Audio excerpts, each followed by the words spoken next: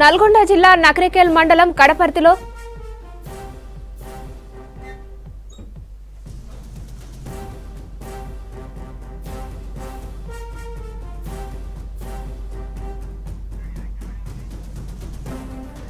జిల్లాలో అప్రకటిత విద్యుత్ కోతలతో భగ్గుమంటున్నారు రైతన్నలు. 3 ఫేజ్ కరెంట్ ఎప్పుడు వస్తుందో ఎప్పుడు పోతుందో తెలియక తిప్పలు పడుతున్నారు. పవర్ కట్లతో పంటలు ఎండుతున్నాయని ఆందోళనలు చేస్తున్నారు. నల్గొండ జిల్లా నకరేకల్ మండలం కడపర్తిలో రైతులు సబ్స్టేషన్ను ముట్టడించారు. వ్యవసాయానికి కరెంట్ 2 గంటలైనా సరఫరా లేకపోవడంతో రైతన్నలు ఆగ్రహం వ్యక్తం చేశారు. సబ్స్టేషన్లో విద్యుత్ నిలిపివేయడంతో సుమారు 4 గ్రామాలకు కరెంట్ నిలిచిపోయింది. అటు కడపర్తి సబ్స్టేషన్ వద్దే నిరసన వ్యక్తం చేస్తున్న రైతుల్ని పోలీసులు అడ్డుకునేందుకు యత్నించారు. దీంతో పోలీసులు రైతులకు మధ్య వాగ్వాదం జరిగింది.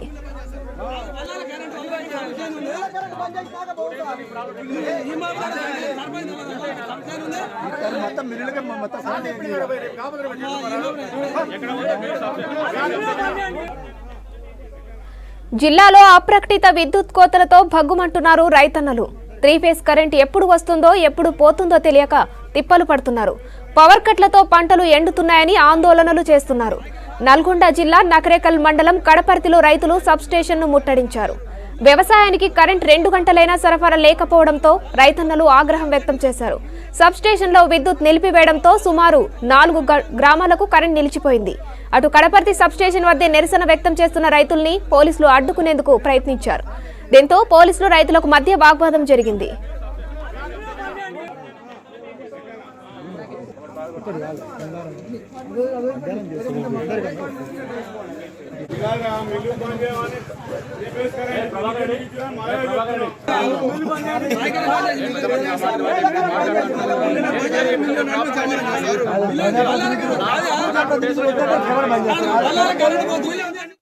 కేసీఆర్ గారు 24 గంటల కరెంట్ అంటుండు, 8 గంటల కరెంట్ కూడా లేదు. నిన్న మొత్తమే 2 గంటలు ఇచ్చిండు, ఈ రోజు కూడా 2 గంటలు కూడా ఇయ్యలేడు. దాని గురించి మేము ఏంది అని సబ్స్టేషన్ కాడికి వచ్చి మేము ఇది చేస్తే పోలీసు వాళ్ళ పెట్టి మమ్మల్ని నిర్బంధించి ఇది చేసి మీరు పోరా మేము ఇంతే ఇస్తాం అంతే ఇస్తాం అని వాళ్ళు డిపార్ట్మెంట్ వాళ్ళు మాట్లాడడం. ఏఈ గారు స్పందించలేడు, ఏడీ గారు స్పందించట్లేడు. పోలీస్ డిపార్ట్మెంట్ పెట్టి మమ్మల్ని బలవంతంగా బయటికి తోలడం జరుగుతుంది. మరి ఇది వాళ్ళకే న్యాయం అనిపిస్తుందో మాకైతే తెలియదు, కానీ రైతుల పక్షాన మాత్రం మొత్తం ఇబ్బంది అయితే పెడుతున్నారు. మా పొలాలు ఎకరం కూడా బారే పరిస్థితులు లేదు. మరి ఇదే విషయం మరి ఫస్టే మాకు చెప్తే మేము ఎకరం అరెకరం ఎంతో కొంత మా సాధన కొద్దీ మేము పెట్టుకునే వాళ్ళం. కనీసం మా పొలాలు మొత్తం ఎండిపోయి మొత్తం నెర్యలు పట్టినాయి. మరి ఈ గవర్నమెంట్లో ఈ పరిస్థితి ఉన్నది, ఇట్లా ఉంది. అది ఎమ్మెల్యే గారు దాన్ని స్పందించట్లేడు, డిపార్ట్మెంట్ వాళ్ళు స్పందించట్లేడు. పోలీసు వాళ్ళని పెట్టి మాత్రం మమ్మల్ని ఇబ్బందికి ఇది చేస్తారు. మేము సబ్స్టేషన్ నిర్బంధిస్తే సబ్స్టేషన్ నుంచి బలవంతంగా మమ్మల్ని బయటికి వెళ్ళడం జరిగింది. మేము ఏం చేయాలో మాకు అర్థం కాక దిక్కుతోని పరిస్థితిలో నువ్వు ఎవరు చేయమంటావు చెప్పు. మరి ఎస్ఐ గారు ఏమో పనికి మాల మాట్లాడతాడు, ఆయన ఏమో స్క్రిప్ట్ రాసిస్తాడట. మరి నువ్వేం రాసి అబ్బా కేసీఆర్ గురించో ఇంకో ఆయన గురించో నువ్వు స్క్రిప్ట్ రాసిస్తే నువ్వు రాసి దాన్నే చదువుతా నేను. కేసీఆర్ ఓకే 24 గంటల కరెంట్ ఇస్తుండు, శబాష్, ఆయనే మనగాడు, మన ఎమ్మెల్యే మనగాడు అని చెప్పమంటే చెప్తా. మరి ఏం చెప్పమంటావో చెప్పు. మరి నేను అదే చెప్తా, నువ్వు చెప్పినట్టే నేను చెప్తా. స్క్రిప్ట్ రాసిరు మీరు.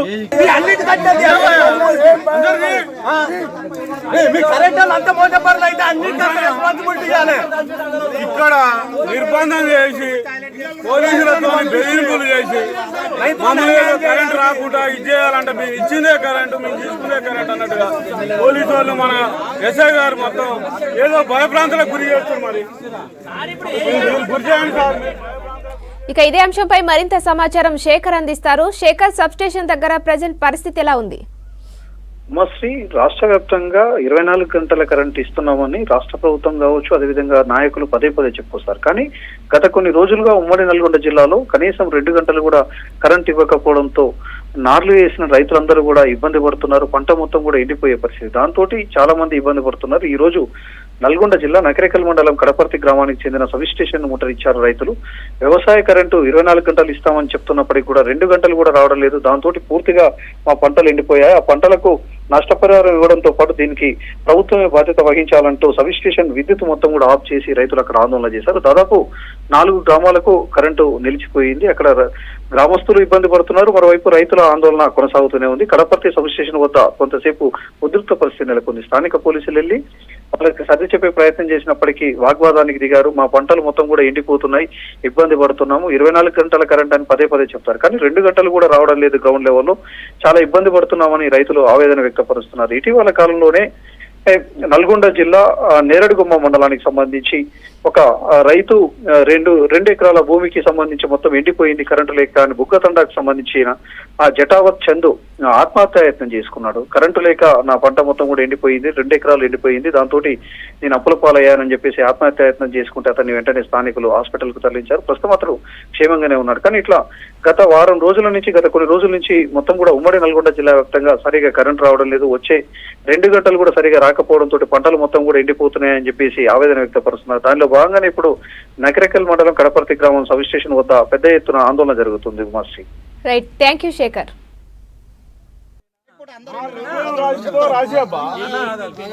కేసీఆర్ గురించో ఇంకో ఆయన గురించో నువ్వు స్క్రిప్ట్ రాసిస్తే నువ్వు రాసి దాన్నే చదువుతా నేను.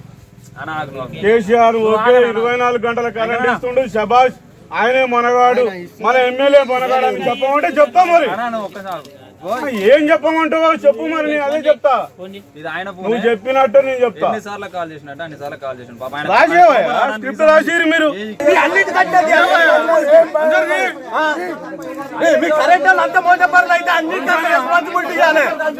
ఇక్కడ నిర్బంధం చేసి పోలీసులతో బెదిరింపులు చేసి మమ్మల్ని కరెంట్ రాకుండా ఇచ్చేయాలంటే మేము ఇచ్చిందే కరెంటు, మేము తీసుకునే కరెంట్ అన్నట్టుగా పోలీసు వాళ్ళు మన ఎస్ఐ గారు మొత్తం ఏదో భయప్రాంతాలకు గురి చేస్తారు. మరి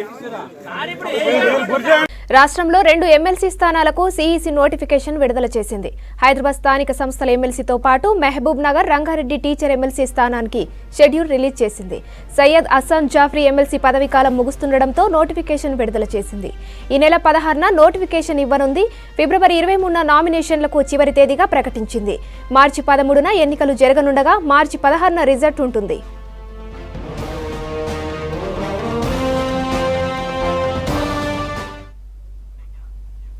కేంద్ర ప్రభుత్వం వైద్య సేవల కోసం అధిక నిధులు కేటాయించిందన్నారు గవర్నర్ తమిళిసై. వైద్య రంగానికి గతంలో కన్నా 29,084 కోట్ల రూపాయలు మంజూరు చేసిందన్నారు. వైద్య విద్య కోసం 6,500 కోట్లు మంజూరు చేసిందని చెప్పారు. హైదరాబాద్ రాజ్భవన్లో కేంద్ర ప్రభుత్వం వైద్య రంగానికి కేటాయించిన బడ్జెట్, రాష్ట్రంలోని ఏజెన్సీ ప్రాంతాల్లో ఆరోగ్య సేవలు మెరుగుపరచడంపై ప్రత్యేక చర్చా కార్యక్రమం నిర్వహించారు గవర్నర్ తమిళిసై. ఈ కార్యక్రమంలో మెడికల్ ఇన్స్టిట్యూట్స్ డైరెక్టర్లు, డాక్టర్లు పాల్గొన్నారు.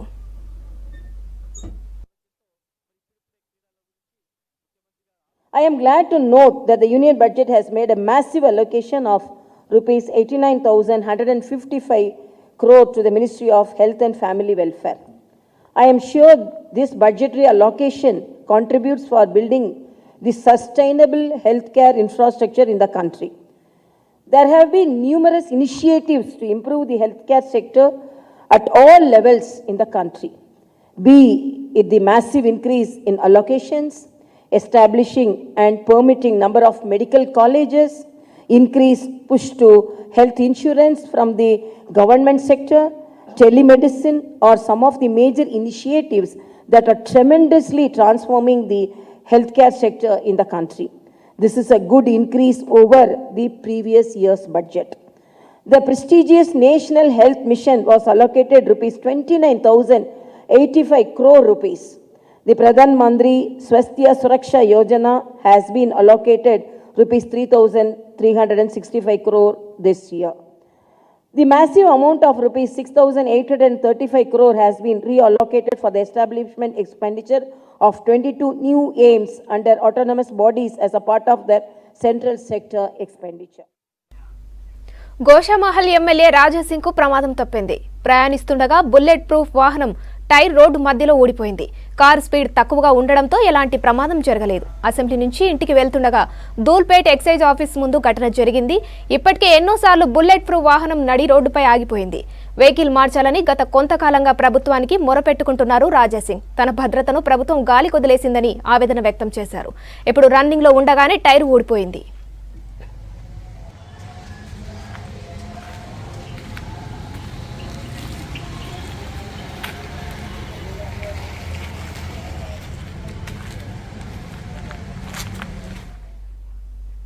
సామ్రాట్ విక్రమాదిత్య గొప్పతనాన్ని చాటి చెప్పేందుకే నాటక ప్రదర్శన నిర్వహిస్తున్నట్లు బీజేపీ సీనియర్ నేత మధ్యప్రదేశ్ రాష్ట్ర ఇన్ఛార్జ్ మురళీధర్ రావు తెలిపారు.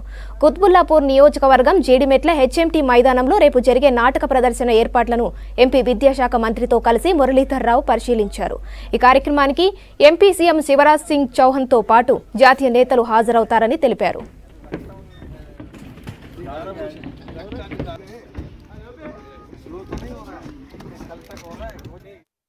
तेलंगाना हैदराबाद में पहली बार सम्राट विक्रमादित्य महानाट्य का मंचन मध्य प्रदेश सरकार के संस्कृति मंत्रालय द्वारा किया जा रहा है। सम्राट विक्रमादित्य 2000 साल पूर्व ऐसे एक ऐतिहासिक महानायक रहे हैं जिन्होंने उस समय के सपों द्वारा भारत को गुलाम बनाने की खिलाफ लड़ाई लड़ी, स्वतंत्रता की और न केवल विजय प्राप्त की बल्कि सुशासन का श्रेष्ठतम उदाहरण प्रस्तुत किया है। विक्रमादित्य और न्याय, विक्रमादित्य और वीरता, विक्रमादित्य की दानशीलता, विक्रमादित्य अलग अलग गुणों से अलंकृत और उसी के कारण से उनके अपने उस कर्तृत्व के कारण से विक्रमादित्य का विक्रम संवत का प्रवर्तन हुआ है। ये हमारे वर्तमान के ईस्वी संवत से 57 वर्ष पूर्व माना जाता है। హైదరాబాద్ జీడిమెట్ల పోలీస్ స్టేషన్ ఎదురుగా ఉన్నటువంటి హెచ్ఎంటీ గ్రౌండ్లో రేపు ఫిబ్రవరి 10, 11, 12 3 రోజుల పాటు సామ్రాట్ విక్రమాదిత్య అనేటువంటి ఒక మహానాటకం ఏదైతుందో దాన్ని ప్రదర్శించబోతున్నారు. ఈ మహానాటకం ప్రదర్శన ఏదైతుందో ఏక్ భారత్ శ్రేష్ఠ భారత్ అనేటువంటి పిలుపు ఏదైతే నరేంద్ర మోదీ గారు దేశ ప్రధాని ఇచ్చారో, సాంస్కృతిక విలువల పట్ల, సాంస్కృతిక పరిజ్ఞానం పట్ల ప్రజల్లో అవగాహన పెంచాలా, భారతదేశం పట్ల అభిమానము స్వాభిమానం పెంచాలా. ప్రధాని మోడీ ప్రవేశపెట్టిన ఖేలో ఇండియా స్ఫూర్తితో మల్లయుద్ధ పోటీలు నిర్వహించడం అభినందనీయమన్నారు బీజేపీ జాతీయ ఉపాధ్యక్షులు డీకే అరుణ. శ్రేష్ఠ ఫౌండేషన్ ఆధ్వర్యంలో ఎల్బీ స్టేడియంలో రెజ్లింగ్ ఛాంపియన్షిప్ పోటీలను ఆమె ప్రారంభించారు. దేశంలో అతి ప్రాచీన క్రీడల్లో మల్లయుద్ధం ఒకటన్నారు శ్రేష్ఠ ఫౌండేషన్ వ్యవస్థాపకుడు బీజేపీ నేత విక్రమ్ గౌడ్. కుస్తీ పోటీలకు ఎంతో క్రేజ్ ఉండేదని, కనుమరుగయ్యే పరిస్థితి ఏర్పడిందని చెప్పారు.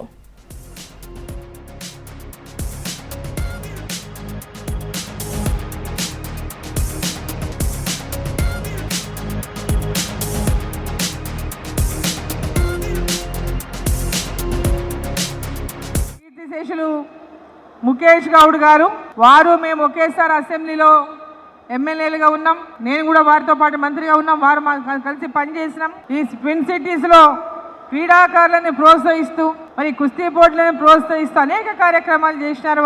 వారు మన మధ్యలో లేకపోయినప్పటికీ మరి వారి జ్ఞాపకార్థం ఈ యొక్క కుస్తీ పోటీలను తెలంగాణ వ్యాప్తంగా ఉన్నటువంటి యువతను, ఎవరెవరికైతే ఈ రెస్లింగ్లో ఇంట్రెస్ట్ ఉన్నటువంటి యువతకంతా కూడా ప్రోత్సాహం అందించడానికి నరేంద్ర మోదీ గారి యొక్క స్ఫూర్తితో ఈరోజు ముఖేష్ గౌడ్ గారి యొక్క జ్ఞాపకార్థం కుస్తీ పోటీగా నిర్వహించడం నిజంగా ఈ సందర్భంగా విక్రమ్ గౌడ్ గారి మనస్ఫూర్తిగా అభినందిస్తా ఉందని చెప్పి ఈ సందర్భంగా నేను తెలియజేస్తూ, ఈ ఇయర్ నుంచి ప్రతి సంవత్సరం మల్లయుద్ధ రెజ్లింగ్ కాంపిటీషన్స్ అనేవి జరుగుతాయి.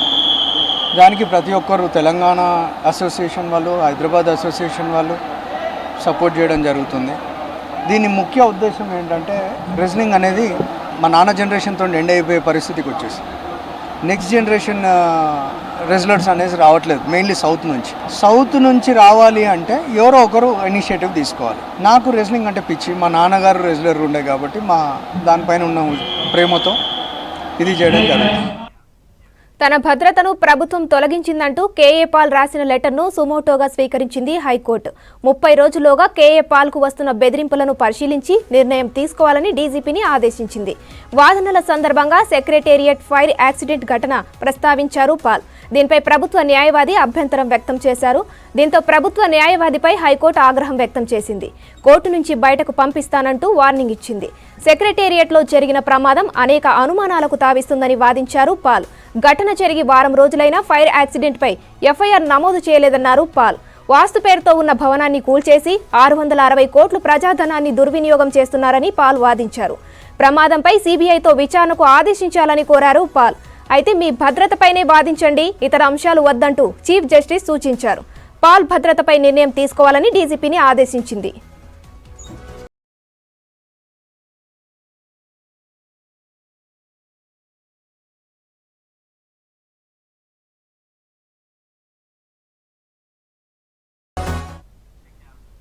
మహిళలు యువతులను వేధించే వారిపై కఠిన చర్యలుంటాయని Rachakonda commissioner DS Chauhan warning ఇచ్చారు.